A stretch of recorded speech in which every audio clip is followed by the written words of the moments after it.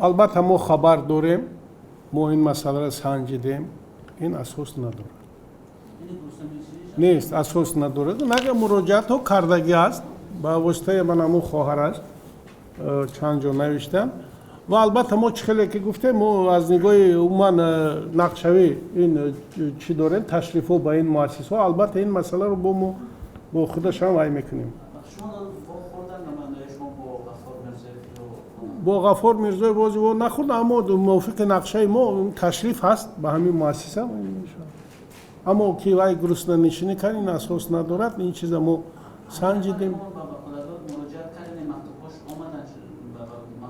мактубҳои хоҳараш омадан ки вай мехоҳад бо намояндагони мо вохӯрӣ кунад. Мо гуфтем ки марҳамат, мана мо аз рӯи нақшаи мо ҳамунҷа ташриф дорем, марҳамат мо вай мекунем. ма ҳамин моҳи меомадагӣ